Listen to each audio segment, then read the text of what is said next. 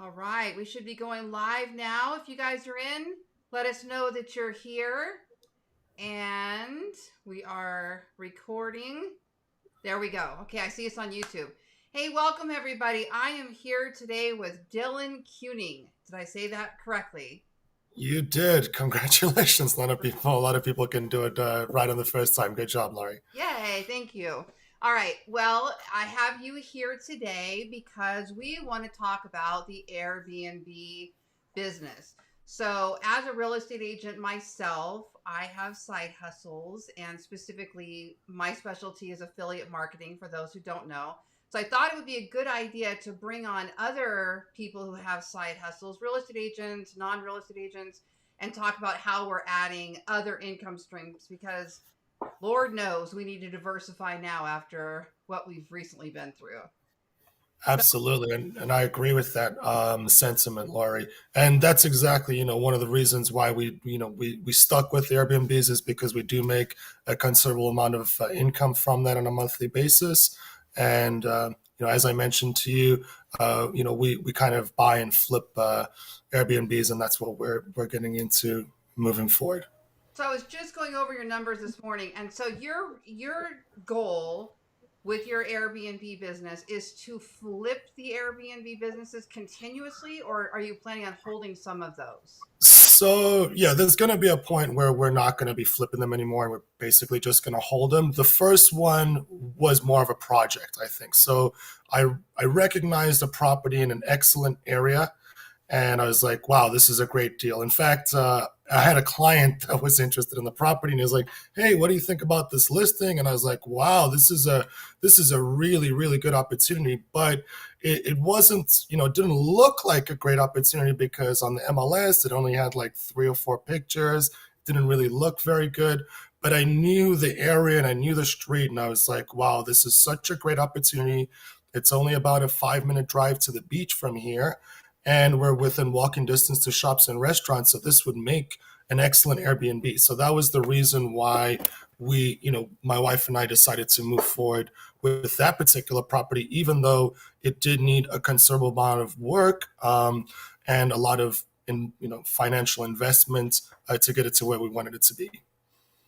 Okay, so did you originally think to yourself, we're going to go into the Airbnb business, or are you saying it was just this one property spurred on realizing what a good investment it was, and so you were going to go for something? Well, I had always wanted to be an Airbnb host. I don't think that I wanted to do it right at that moment, but this opportunity came up and I was like, I can't really pass this up. This is just too good to be true. And the next thing that I had to do was pretty much convince my wife for us to, take a large chunk out of our savings to make it happen, basically. Okay, so did you say, all right, yes, I'm going to make this an Airbnb, or did you say, I'm going to flip this? Did you know right off the bat what you were going to do with this investment? Well, I did. I didn't really know how long I was going to hold on to it for, but I knew that if I could see that there was a lot of development happening in the area, and I was like, if these other investors and these builders finish this stuff, in 2 or 3 years, I could pretty much double my money. That's what I thought going into it. So I think that, yeah, with this particular property, I don't think that we were planning on holding on to it forever. It was a project for us to, start up for us to have for a couple of years, sell it, and then move on and purchase a couple more, which is what we're doing. Okay, so the flipping is definitely something that you set out to do. Kim Right. walked in. And then at what point did you say, let's make this an Airbnb? So it was already operating as an Airbnb, but it wasn't, there was definitely a lot of improvement that they could have done. So what my wife and I did is we basically broke down what we were going to do to the property into 3 different phases. And our first phase was like, all right, we're going to put, new paint, new furniture, new lighting, new this and that, to really just try to make it um, as desirable for a guest. And that was our thought process. Like, we would want to make it so we would, if we wanted to stay in an Airbnb, we would stay in this Airbnb.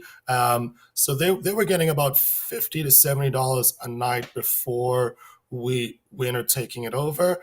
And after we did our phase one projects, which cost about $15,000, we were already at about 130, 140. So we pretty much already just doubled it just on that initial investment. And then we had two other phases where we put new AC units in and new bathrooms.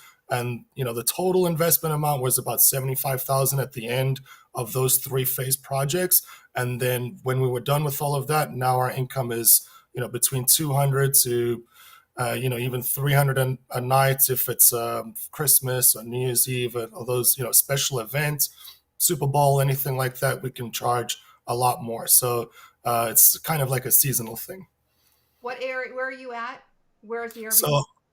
So I'm based in South Florida, and my Airbnb is located in the East Hollywood area.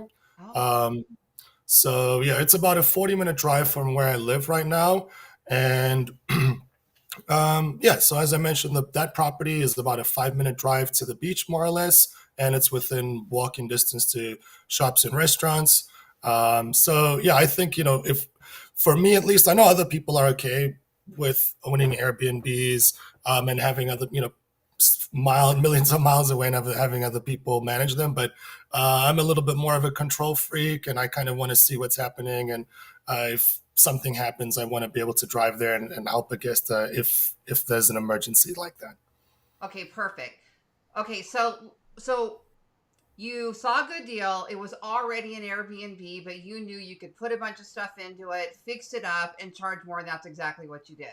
So it was flailing already. Did it have an existing client database that you were able to immediately profit from? So yeah, actually, when we overtook the Airbnb, there was still like a month, maybe a month and a half of bookings from the previous host. And they said, well, what do you want to do? Do you want to keep these bookings, or do you want to cancel the bookings and just start over? And I was like, well, since we already have bookings, we'll just kind of complete those bookings. And then when those bookings were done, we pretty much took a week off. And at that point, that's when we actually put a new roof on. We painted the whole interior and exterior, basically loaded up the kitchens with silverware, new glasses and plates, and just really made it as nice as possible. Also put all stainless steel appliances inside of the kitchens and spruced up the bathrooms a little bit. How long were you closed in between your...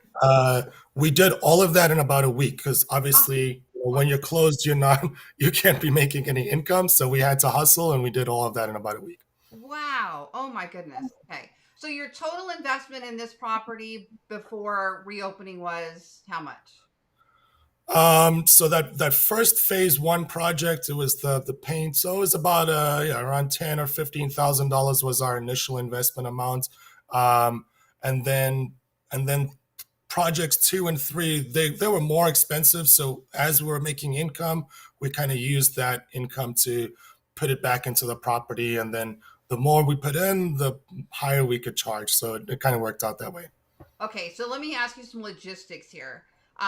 First, I know nothing about the Airbnb business, so this is totally new to me, and I find it fascinating. One, did you have to get special licenses and permits for it to be an Airbnb?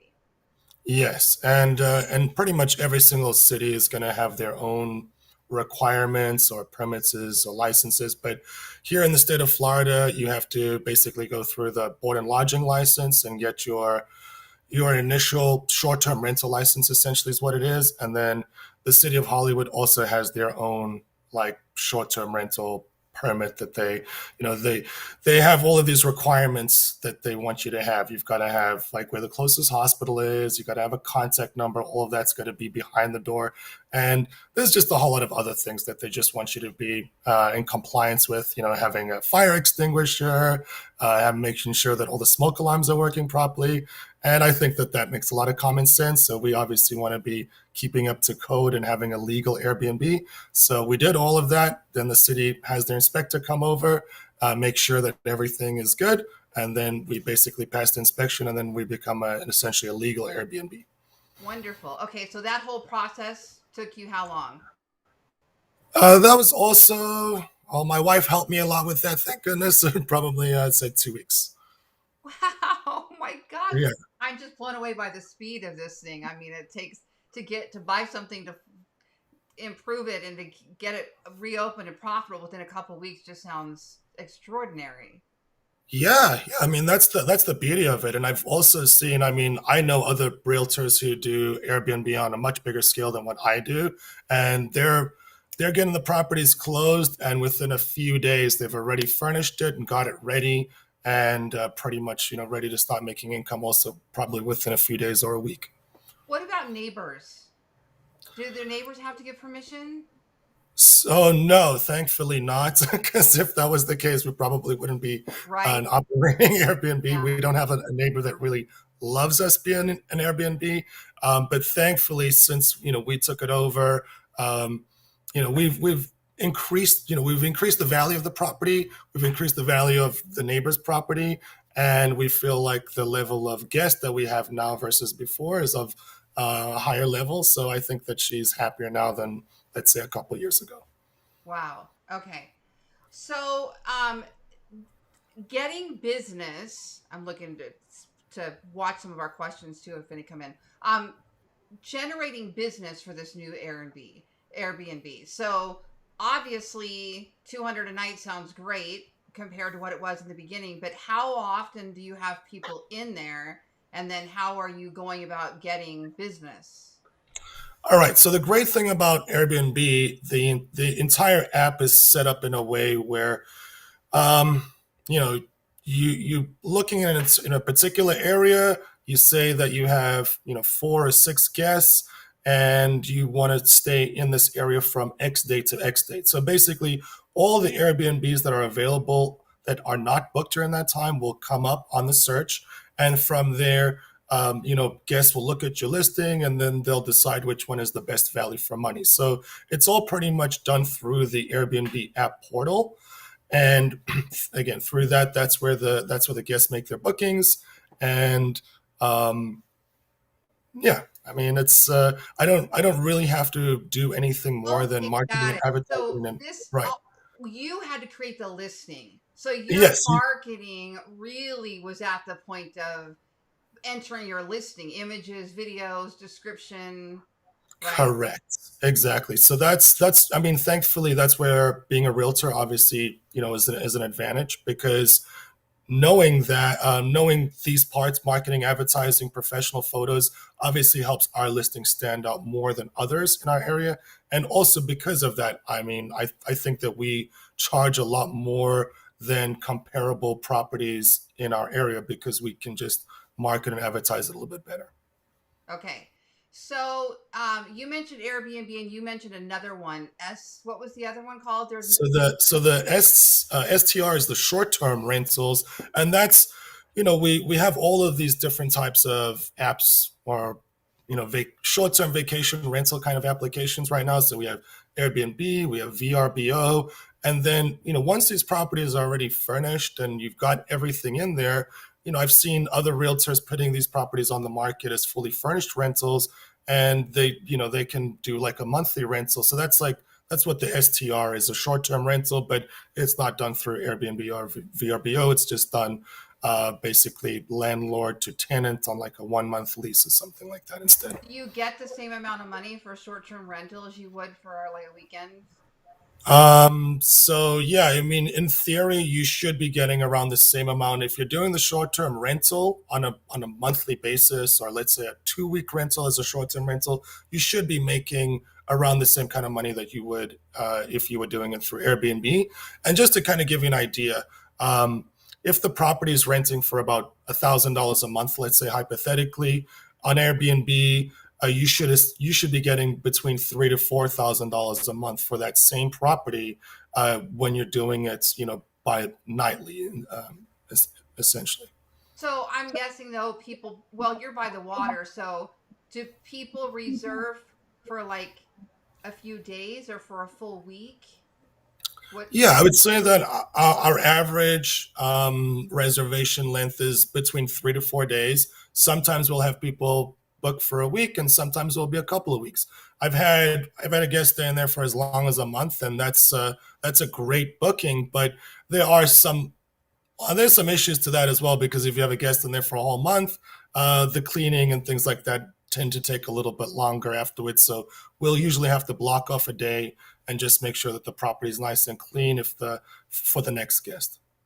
Yeah, so if you rent it for a couple hundred a night for 3 nights, $600, how much are you paying then for a clean out, or do you guys do that yourself? So, and you can do this as an Airbnb host. We charge the guest our cleaning fee. So the cleaning fee that we charge is $120.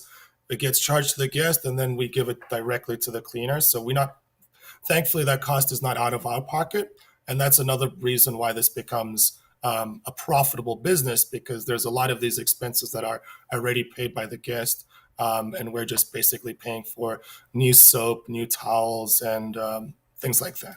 Now, forgive me if this is too personal, but did you get a mortgage on this Airbnb? Yeah, we did.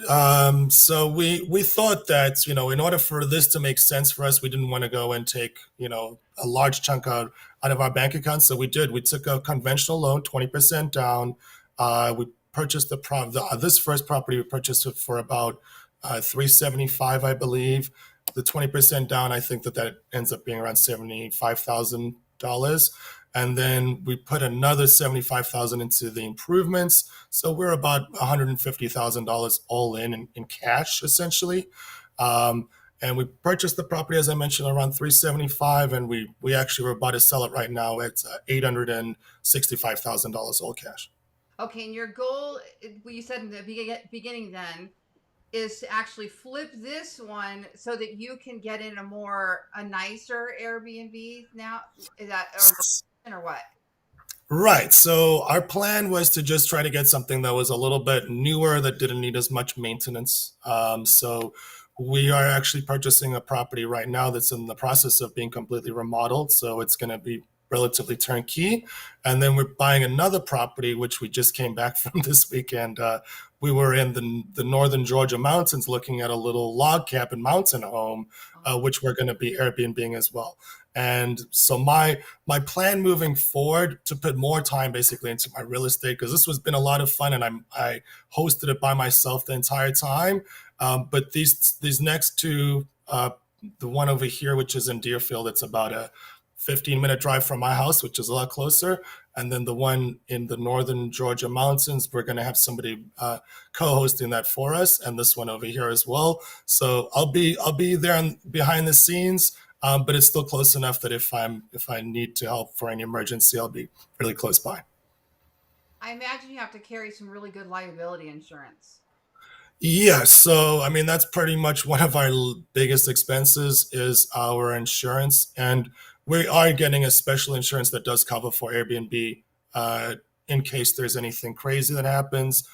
We don't have to come out of pocket for that, but thankfully, knock on wood, that hasn't happened yet. Is your goal to buy properties that you guys also vacation at yourselves? So that was the goal, yes. So this transition essentially. So again, just what we're doing is we're selling this property in Hollywood, the duplex. We're going to do a 1031 exchange. We're essentially splitting the funds and buying two other properties with that. And the one over here that we're going to be purchasing in the Georgia mountains, that would be a vacation home for us as well as an Airbnb income property. Wow, I love it. This is really, really smart thinking. I'm going to open my notes here because there was a question from a friend of yours. I think a fellow agent. Let me see if I've got it on here. Okay, Sharon Edelman. Well, we're going to move now to talk a little bit more about the hosting. So Sharon said that she and her son just bought a home in Southeast Florida to run as an STR. Oops, where'd you go? Hold on, I lost you. STR, is that the short-term rental? Yep. Okay. All right. So she says she wants to know how you handle logistics on checkout, cleaning, and same-day check-in. That's a great question. Making sure that the home is ready to go in a tight time frame. Right. They're 2 miles from the beach, so they get a bunch of people coming and going. So have you run into that? So yeah, I mean, all of my check-in and checkout instructions are very, very precise and specific. So obviously, we need to make sure that guests are checking out on time. Our checkout time is 11 a.m. And our cleaning company, who are pretty much the silent angels in all of this, because nobody really sees them, but they are the ones that do all of the hard work. They usually get there right after 11 a.m. when our guests have checked out. They'll clean the property, change the sheets. They'll go through all of the glasses, silverware, and plates to make sure that they're all clean. There's a whole lot of other things on the checklist as well that they do, but essentially, there's a quality control that they make sure that these properties are clean and ready for the next guest. And our check-in time for the next guest, it could be the same day, and it typically is. The check-in time is 3 p.m. So that's a 4-hour window for us to get in there, get the property cleaned, fix any potential issues that may have arisen. Maybe we got to change out an outlet or something. There's always something that you got to do. So we'll usually have that happen in that 4-hour period as well. And by right before 3 p.m. when the next people check in, everything is typically done. And if it's not, which doesn't happen often, we will be, we'll let the guests know and just say, hey, look, we had something crazy happen. And these guests, they had a party, and it's going to take us a little bit longer to get the property ready. So please, give us a grace period until 3:30, and that will be your check-in time. Ah, fantastic. Okay. What is the biggest challenge so far that you see with the Airbnb business besides the pandemic, which we'll talk about in a second? So yeah, the pandemic was a little bit of a problem for us as well, because we were shut down for a number of months, and obviously we weren't getting any income from that. The biggest challenge that I'm seeing right now is I think that we're having a flood of Airbnbs hitting the market. So when you saturate the market with anything, any kind of supply, what are you going to do? You're going to drive the price down essentially. So I've kind of noticed that in my area as well. And we just, we're going to keep our prices up, even though we see that other people are kind of decreasing their prices just to get bookings. We're like, well, we could be at a 75% in terms of an occupancy ratio on both of our units, and we'd still comfortably hit all of our numbers and still probably make $3,000 to $5,000 in income, pure cash flow. Okay, so did you just say you need to be 75% booked to make about $5,000 profit? Correct. Okay, I was Yeah, that's looking for that number earlier. I was trying to figure out like how do we really get this, and how often are you 75% booked? 75% is when we're like on the lower end. So we're typically closer to around 90 or 85 to 90% booked. So that would basically mean that in a month, we only have maybe 3 or 4 days in the whole month that we don't have a guest in there. That's Um, incredible. What do you attribute that to? Your location?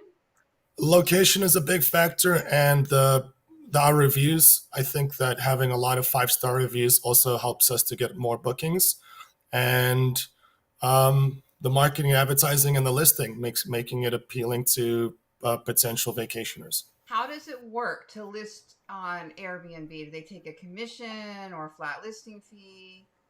Correct. So as a host, Airbnb takes two cuts. They charge you as a host a 3% on the booking side. So every booking that you get, whatever that number is, they take 3% off of that.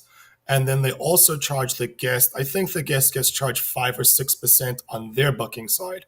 So in total, I think Airbnb is getting around, I don't know, 8 or 9% in total. Okay. So they're Yeah, taking some from the consumer and they're taking some from you, but it's only like correct. about 3% average to list on Airbnb of every. Okay, now is there a way to position yourself in a higher position on the listings than, is that done by reviews, earned in, bought in? If you gain superhost status, your listings will be priority. They'll be prioritized For at the host top of status. So searches. what does that look like? So a superhost is a badge that you earn essentially, and this is it's a designation that you earn quarterly. I think every quarter, and essentially you have to be hitting a minimum of a 4.8 in your reviews, and you can't have more than one cancellation in that quarter period, and you have to maintain more than, I believe, at 80% on a um, correspondence level, like people messaging you. You have to have at least more than 80% response rate. You can only have one cancellation in a quarter. One You one. cancellation by the host, Oh, but by if the you have a so you cancellation, can't just be yeah, booking people and then saying, "Never mind, you can't have it," or this wasn't good for exactly. you, And they or what? also just trying to prevent discrimination as well from happening. So that's why they limit hosts being able to cancel bookings. So it sounds to me kind of like to get these reviews that you probably need. One, the house has to be in great shape. They need to have everything that they need when they get there. I've stayed in one Airbnb, and it was at Disneyland, and we had mixed families there, and it was fantastic. The towels and the bedding and everything was just there. It was really nice. There were little touches that they left here and there throughout the house. The host met us when we got there, which I really didn't like that part. I don't really like to meet the person that I'm going to be staying in there. I don't know. I'm just weird that way. Yeah. But was very attentive. And then there was even a problem with the plumbing, and they showed up immediately and got everything taken care of, which was great. So I assume that's probably is there something else that I didn't mention that you work to do to get more reviews? Right. So that's pretty much what we try to do. We're always trying to do something special and to really just try to make the guests feel like we really care about them. Before I got into real estate, I actually worked in the hotel industry for about a decade, and before that, I was in restaurants. So I think hospitality is pretty much in my blood. So as much as I look at it as a business, and it is great as far as cash flow and all of that, it is really it's all about hospitality, taking care of your guests, making sure that they feel like they're heard. Um, and you just got to have that hospitality blood. There's a lot of times that people will call me at 10 p.m. And usually I don't take real estate calls at that time. But for my Airbnb guests, if there's an emergency and they call me at that time, I got to pick up the phone and find out what it is. So I think that you've just got to understand that, especially if you are the main host and you don't have a co-host helping you, that these are things that you would have to consider, because people think that it is kind of like a hotel in that sense that, if there's a leak or this or that or plumbing issue, that they need to call you and let you know about it, so that obviously this problem doesn't get any worse, and so that it gets fixed obviously before these guests check out. Right. Have you ever had anybody damage anything? Yeah, so last year's spring break was a bit of an interesting one. Um, this is the great thing about Airbnb, and another reason why I love their platform. We had a very, very busy spring break last year, and we made a lot of money. And this was before we did our bathroom remodels and things, so we could have potentially made a lot more. But with that income and everything does come people that want to party, have a good time, and both of our units did get damaged. One television got broken. We had big holes in the walls. We don't even know how it happened. But we spoke to the guest about it, and we were like, hey, look, obviously all of these are new things that happened while you were here. And here's the photo evidence. You document it. You send it to Airbnb. You build up a case, essentially. You tell Airbnb what you want to have back as basically as a refund for the damage. And then there's this dispute resolution center, is what it's called. The resolution center, they'll send the guest this case, file on all the damage, the money that you're looking for back, and every single time that it's happened with me, at least, we've received those funds back. So as long as we're getting paid to fix this, I mean, it is a little bit more stressful because we've got to do whole patches and replacing TVs and things. And if we've got check-ins on the same day, it does make things a little bit more stressful. But it is part of the game, and we just got to roll with the punches, kind of thing. So Airbnb is your insurance in all of this. They're your Yeah. uh, Airbnb does carry up to $1 million insurance policy per host if you need it. I've never needed to use their insurance, and we have our own insurance as well. But any damage or broken items or anything caused by the guest, they we just do it through the resolution center. We get the money back, and it's all taken care of.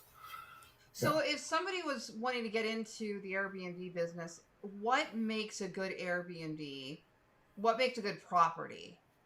To So I think what you would want to do is you want to make sure that you're going to be in a location where you're going to get a lot of bookings, right? And I think that most parts of the United States have seasonal areas, right, where one part of the year you're a little bit busier than the other. So you want to be compensated, you kind of want to be thinking about that as well. And, maybe you could do your short-term rentals in the low season and rent it out monthly. And then in the high season, you could do Airbnb. And so that's the great thing about having this is that there's so many different options. Whatever suits you, right? So obviously a good deal on the property to begin with. It has to be an investment worthy property. So yeah, if you can get it at a good price, I think that that's the most important thing, and that was the reason why we purchased our properties, because it was a very very good deal. It was in an excellent location, and when we were running our hypothetical numbers, even with the insurance and everything, the numbers made good sense, right? So we were saying that we basically only needed to be at a 50% occupancy in order to hit all of our numbers and have a small little cash flow. And we thought that that was going to be realistic in the worst case scenario. Okay, that's a good gauge. As long as you can get to 50% occupancy, that's Pretty much. a good Yeah. number to shoot for. I would be concerned about a neighbor moving in next door that had some crazy barking dog, all and or working on their cars. All like that would be, you're so at the mercy of that, wouldn't you be? Yeah, I mean, I think so. I think that pretty much every property is going to have its pros and cons. And, we've looked at some properties and we've had a very, very busy highway in the background. And we were like, this, although the property is great, we think that that's going to be something where we're maybe not going to be able to get the kind of income that we're looking for. So I think that when choosing the property, you kind of have to be thinking about it, not just in terms of, well, this is a great price and this is a great location, but you've got to be like, are the guests going to love this? And are they going to feel like when you're charging them $150 or $200 a night that they're getting good value? Yeah, in Vegas, I'd be thinking. I'm in Vegas. I'd be thinking about things like, are they close to a shooting range? Are they close to the pig farm? Is there, what kind of things are in that immediate vicinity that's going to create major disruption? Or Exactly. And then, so what you're actually talking about is another little part of the Airbnb app, and all hosts they can create something called guidebooks. And in these guidebooks, you can put in your shooting range that's down the street and all of these other really cool attractions that were within 5 or 20 minute drive from your Airbnb. And those are also things. So the guests can look at the host guidebooks before they even book your property, and hosts that have guidebooks tend to have more bookings. And we have 4 guidebooks attached to both of our listings. So we have one for all the immediate attractions within a 5 to 10 minute drive, which is the beach, the shops, and the restaurants.